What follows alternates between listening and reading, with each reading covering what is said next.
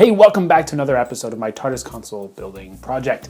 If you've been following along with my previous videos, you know that we're going by panel right now until we get to the whole construction phase, which will likely happen in the next couple weeks here, when we start to go pick out some wood and the types of wood and start actually planning out the physical building aspect of it. So if you want to keep abreast of all that, you make sure you click this little icon down here to which you can subscribe. I will have that video, and I know as we get to that stage and as I start getting parts in, it's gonna be way more exciting than some of these videos here. But bear with me as we go through every pieces, finding out the pieces. Even in the interim of making these videos, I've discovered many parts, so it's pretty exciting.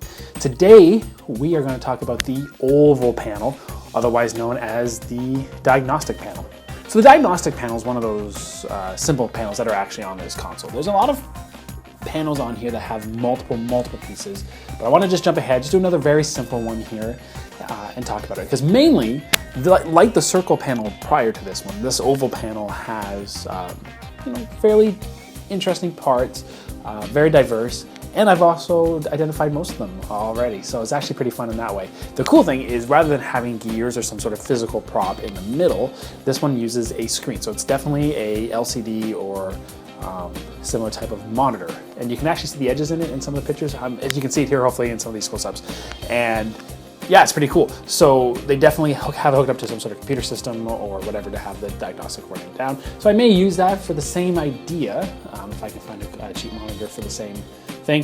One of my hopes is actually to hook it up with Arduino or something similar to that, or Raspberry Pi or something like that, so I can actually run a computer system on it and basically make this the operating system or, overall the screensaver or something. So I actually can have this, so it's pretty cool. Now, again, very simple pieces here. So starting off from the two bottom corners are slow faders. I can't find these at all. I found the name of them, and I'm gonna put a link in the description to a name for those of you who want to kind of help me find these. They are incredibly rare, very hard to find. I found some very similar ones.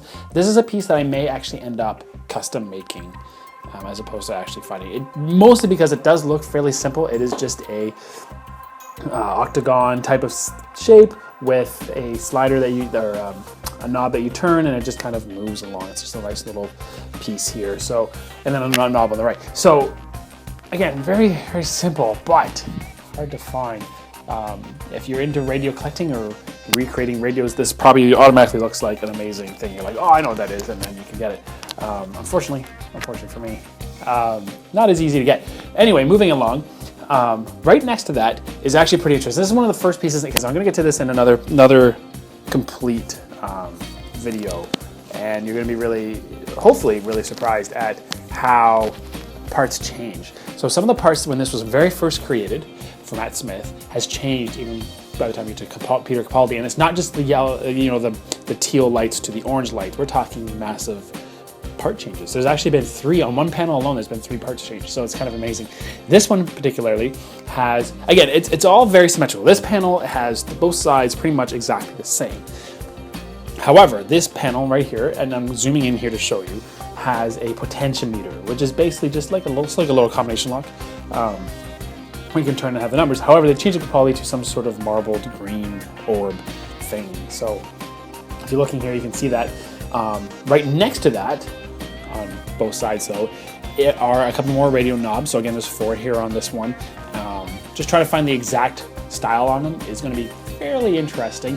Even more interesting, the thing that I want to find more than anything else is what's underneath them. Because on this panel alone, there's 2, 4, 6. And on another panel, there's another 5. So there's quite a few of this. And it kind of looks like a pastry cutter, but not quite. The actual size is looking like something like 3 inches. I'm gonna make mine about 2.5, so I may have to get these custom fabricated, but I don't know what's underneath it. But it's in a few spots. So you have those 2 knobs, and then above that knob is a glass marble, whether that's custom sandblasted or laser cut or something. I wish I knew exactly what it was, but it's gorgeous. I love it. So I'm right actually in that middle ground of how to do it. I have found some marbles that are about the same size, about 50 millimeters, and yeah, really close. I'm really happy with what I found, but I want to figure out how to get the etching on there. And I don't just want to cheap out and just do vinyl and wrap it on, which I could do, but I want it right. So hopefully I can do that. Hopefully I can actually put it together and get it actually properly done. So fingers crossed. Another part on here that's been changed and tweaked a little bit is the part to the top right of that. No idea what it is. Kind of looks like an eyepiece to some sort of equipment. Hopefully, if someone recognizes it, please let me know. But I don't quite recognize it. Right above that, though, and again on either side, is something that Ghostbuster fans are going to love, and it's crank knobs. There's 3 on this entire console build. 2 of them are on here. Actual crank knobs, so that's pretty cool. Really easy to find. Again, they're on that nice, weird little, serrated disc, but we'll see from there. Now in the center, you have 6 control switches that hook up to a little LED.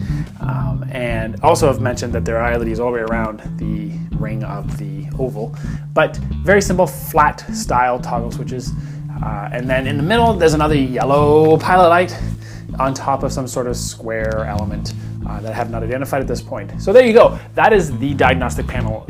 Fairly simple, not a lot of parts on it at all, so it should be fairly simplistic to put together. So look forward to this one in particular, just because of that, and look forward to seeing if I can do this screen thing. So if you have any questions, be sure to ask me in the comments below. Also, if you recognize any of these pieces or know where to get them, please tell me in the comments below. Anything that you can help me find on any of these parts will be so appreciated. Just send me an eBay link or a part catalog link or anything like that. I will love you forever. If you have, again, if you want to subscribe, over here, you can catch up on my other videos. I'm going to put them right around here.